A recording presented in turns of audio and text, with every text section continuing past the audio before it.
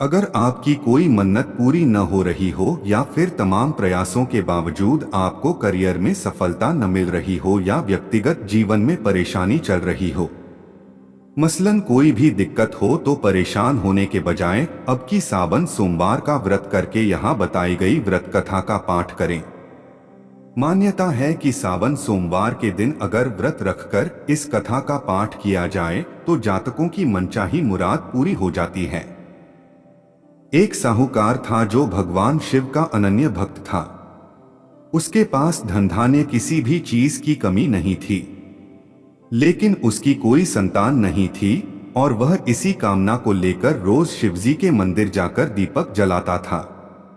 उसके इस भक्तिभाव को देखकर एक दिन माता पार्वती ने शिवजी से कहा कि प्रभु, यह साहूकार आपका अनन्य भक्त है, इसको किसी बात का कष्ट है तो आपको उसे अवश्य दूर करना चाहिए। शिवजी बोले कि हे पार्वती, इस साहूकार के पास पुत्र नहीं है, यह इसी से दुख ही रहता है। माता पार्वती कहती हैं कि हे ईश्वर, कृपा करके इसे पुत्र का वरदान दे दीजिए। तब भोलेनाथ ने कहा कि हे पार्वती, साहूकार के भाग्य में पुत्र का योग नहीं है। ऐसे में अगर इसे पुत्र प्राप्ति का वरदान मिल भी गया तो वह केवल 12 वर्ष की आयु तक ही जीवित रहेगा। यह सुनने के बाद भी माता पार्वती ने कहा कि हे प्रभु, आपको इस साहूकार को पुत्र का वर देना ही होगा, अन्यथा भक्त क्यों आपकी सेवा पूजा करेंगे। माता के बार बार कहने से भोलेनाथ ने साहूकार को पुत्र का वरदान दिया, लेकिन यह भी कहा कि वह केवल 12 वर्ष तक ही जीवित रहेगा। साहूकार यह सारी बातें सुन रहा था, इसलिए उसे न तो खुशी हुई और न ही दुख। वह पहले की ही तरह भोलेनाथ की पूजा अर्चना करता रहा। उधर सेठानी गर्भवती हुई और 9वें महीने उसे सुंदर से बालक की प्राप्ति हुई। परिवार में खूब हर्षोल्लास मनाया गया, लेकिन साहूकार पहले ही की तरह रहा और उसने बालक की 12 वर्ष की आयु का जिक्र किसी से भी नहीं किया। जब बालक 11 वर्ष की आयु हो गई तो एक दिन साहूकार की सेठानी ने बालक के विवाह के लिए कहा, तो साहूकार ने कहा कि वह अभी बालक को पढ़ने के लिए काशी जी भेजेगा।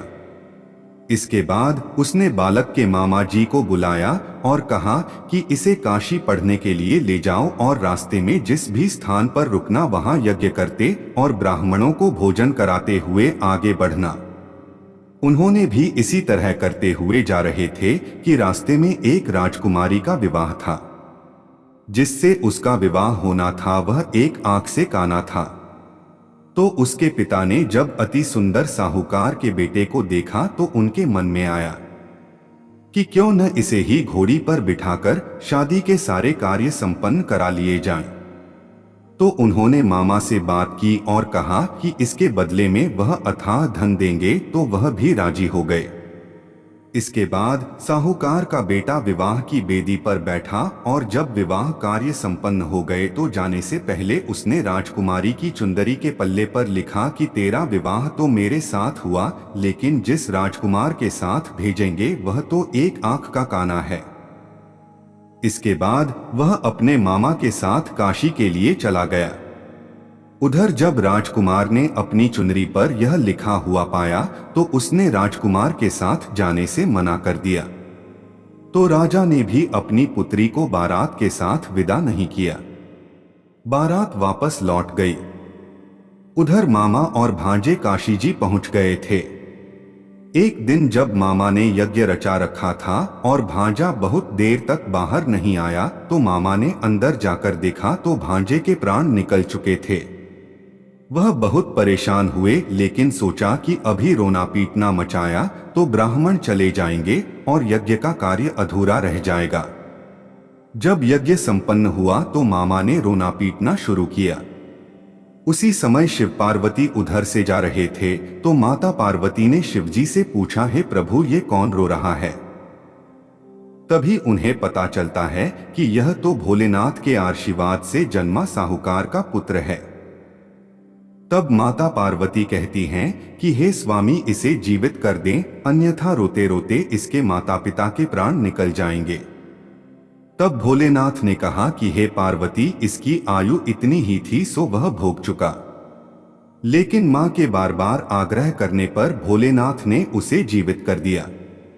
लड़का ओम नमः शिवाय करते हुए जी उठा और मामा भांजे दोनों ने ईश्वर को धन्यवाद दिया और अपनी नगरी की ओर लौटे।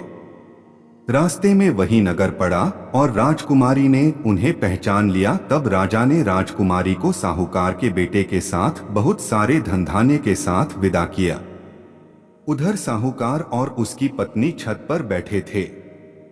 उन्होंने यह प्रण कर रखा था कि यदि उनका पुत्र सकुशल न लौटा तो वह छत से कूदकर अपने प्राण त्याग देंगे। तभी लड़के के मामा ने आकर साहूकार के बेटे और बहू के आने का समाचार सुनाया, लेकिन वे नहीं माने तो मामा ने शपथ पूर्वक कहा। तब तो दोनों को विश्वास हो गया और दोनों ने अपने बेटे भू का स्वागत किया।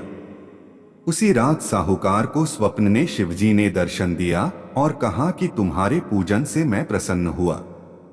इसी प्रकार जो भी व्यक्ति इस कथा को पढ़ेगा या सुनेगा उसके समस्त दुख दूर हो जाएंगे और मनोवांछित सभी कामनाओं की पूर्ति होगी।